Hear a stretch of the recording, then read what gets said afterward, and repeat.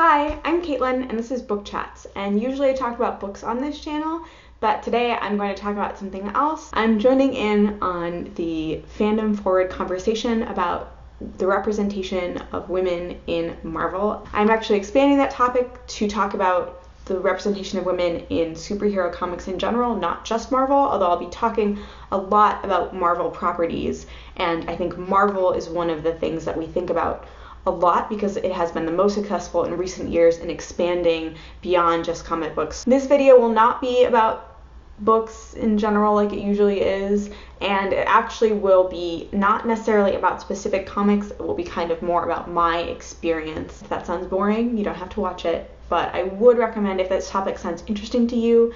I'm going to link to several videos in my show notes, and I'm also going to talk at the end about kind of some of the things that I'm linking to. There are so many people who are much more eloquent than I am and have spoken about this in a much better way and about the broader topic and not just their personal experience, and that is why I am linking to them, because they have good things to say and you should definitely check them out. I am talking about this topic because my friend Morgan from Little Word Weaver, prompted by the Harry Potter Alliance's fandom forward, posted a video a couple weeks ago about Marvel and the representation of women in Marvel, and as a fan of Marvel, how she wished that it were better and she would like to see better representations of women in Marvel. And that video ended up kind of blowing up a lot, and she asked several of us, including me, to talk about this topic, and we really want to bring this to something that is talked about more freely and openly in, your friendships, your family, your booktube community, your YouTube community, on Twitter, wherever you feel comfortable talking about these topics.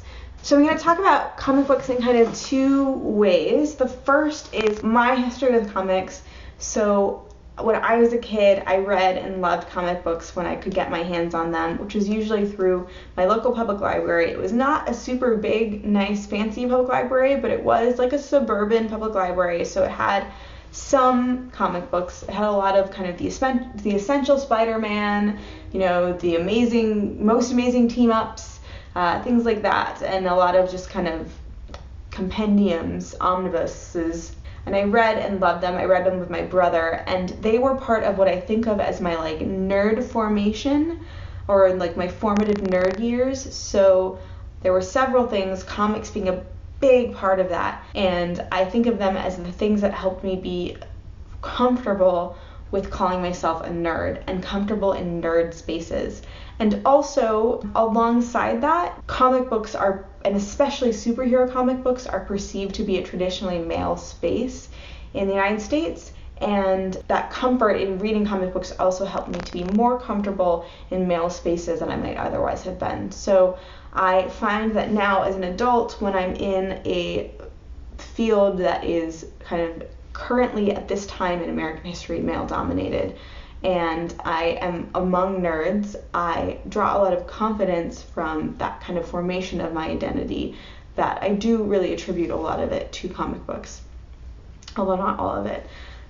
Clearly my family did a lot too. So that is one part of my relationship to comics, but then where I am now, I haven't read many modern superhero comics. I haven't picked up certainly any of the kind of classic superheroes in comic book form in several years. I haven't read any Superman, any Spider-Man, any Batman. Well, actually I've read a little bit of Batman, and that is, I think, kind of due to this issue of lack of female representation. So even though as a kid I was able to love and enjoy these comics that didn't really have female representation, as I grew older, I kind of began to realize what I was missing. So I think really the linchpin of this was my finding X-Men Evolution, which was this 90s animated cartoon, and it told the story of the X-Men, but in high school.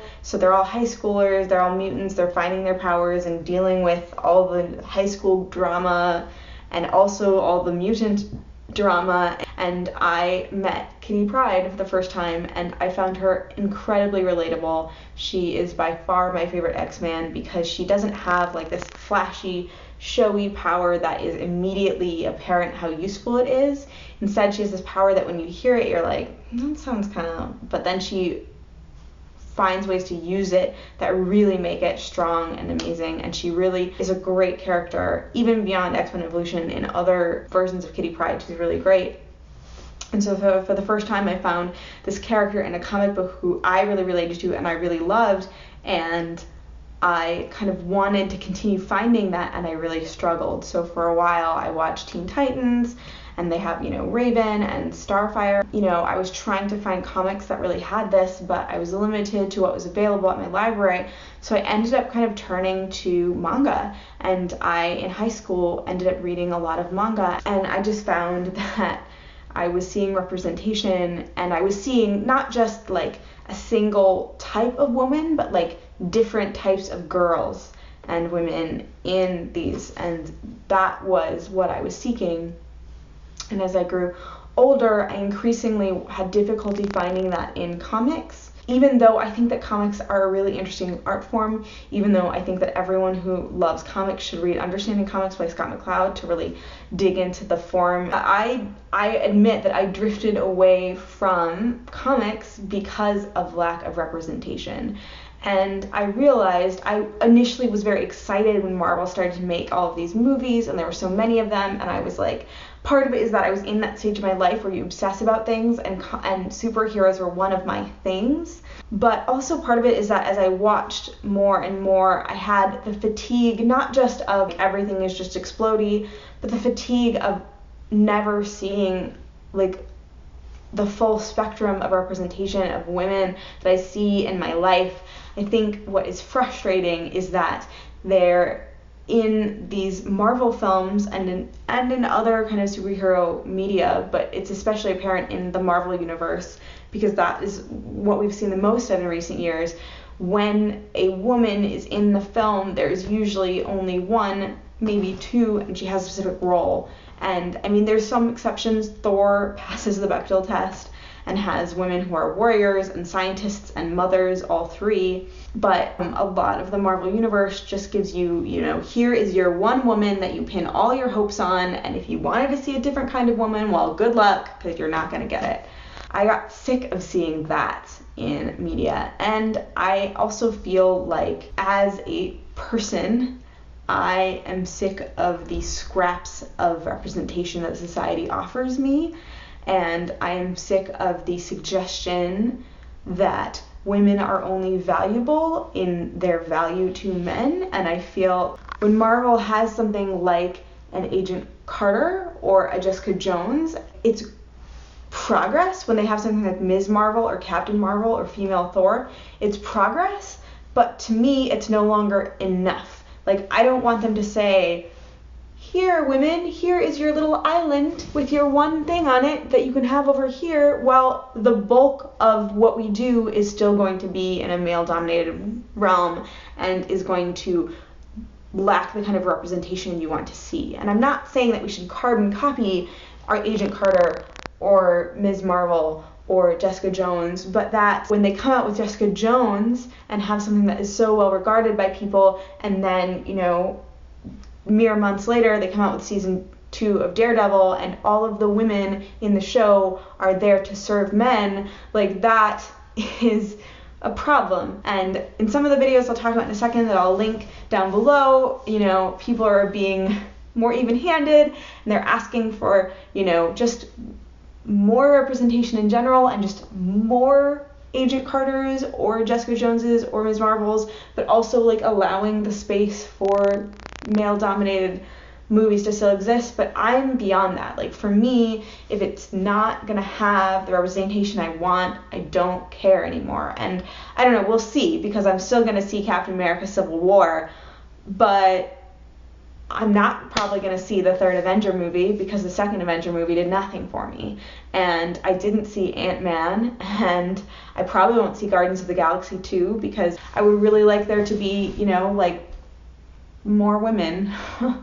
In sum, my experience with superhero comics has been kind of one where the lack of representation has kind of disenfranchised me for the genre, and I'm kind of sad that this thing I used to love is something that I no longer am able to find myself loving because it hasn't loved me and hasn't loved people like me enough to put them in it.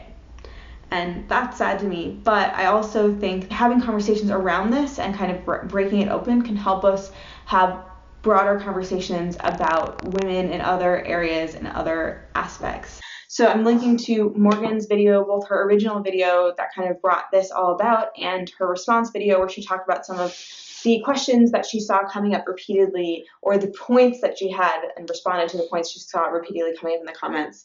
I'm also going to link to Rebecca from Why Mermaids. She did a great post where she stays really positive and is much more encouraging than I am and more encouraged, where she just asks for more representation, please. I'm going to link to Mari from My Name is Madinez, who does a great video where, among other things, like everything this girl says is brilliant, but among other things, she has a brilliant point about why the criticisms that people use against critiques and the ways that they try to devalue people's critiques are not really valid. Kayla from Kayla Rain takes on the idea of women in media as a whole, which this is definitely a subset of, and they definitely feed each other, and she has some really great things to say, and I especially appreciate that she talks about intersectionality and intersectional feminism, which I struggle to remember to keep in mind as a white feminist, and I appreciate her reminder. Christy just said many things that I wish I could say or that I was feeling, and it just has this fierce video where she just doesn't even care anymore about what your, manly marvel is. She is sick of breadcrumbs and she wants the whole pie. I will also link any other videos that I see that I like. I'll go through and edit it as I'm watching more of them and the conversation develops, but I'm also going to link to several outside sources that I think are really interesting, and they talk about the idea of representation in superhero comics or in media or in comics in a way that I think is very interesting, and sometimes it's about women, but sometimes it's not. So Pop Culture Happy Hour has had some interesting pieces on it. Gene Denby has said some great things on that show, and apart from that, about representation in comics and what it means to him and to people in general. There's a great video of Gene Wing Yang giving a speech at the National Book Festival 2 years ago where he talks about the importance of representation of Asian Americans in superhero comics or lack thereof. It is really great, and I really recommend it. There is a great piece from Code Switch where they talk about, which I didn't even get to this topic in this video, but they talk about how sometimes the cultural context of a piece of media can make that media more or less objectionable, even though on its own it's different. So that is really great, and that is talking not about a comic but about a TV show, and it's really good and very thoughtful, and I appreciate it a lot when thinking about representation. Sorry, I'm looking at my notes. And then there's so many things I didn't talk about here that butt up against this, and I just have so many thoughts about how Rosa the Riveter isn't really as much of a feminist symbol as we think she is, how the unpaid labor of women helped build the capitalist economy in this nation, how we devalue female things, and when female things are given more prestige and value, men start to take over, how the ways that we socialize men and women from a young age affects their career and representation among places. And there's just so many things to talk about in this, but I'm not going to talk about them here because this video is already too scattered and too long. So I will end this here, but I talked about my personal experience with these, and I would love to hear your personal experiences below. What are the things that I'm not thinking of, the ways your experience differed from mine, the things that you want me to make sure that I know or hear? Please talk down below. I would like you to stay civil, and I would like everyone to be open to discussion and to be open to questioning their own views as much as there are others, but you're welcome to disagree with me below. I can't guarantee you'll change my mind, but you're welcome to try. So thank you so much for watching, and I will talk to you later. Bye. Well, I don't know if superhero comics are really that fancy. I'm going to read graphic novels now.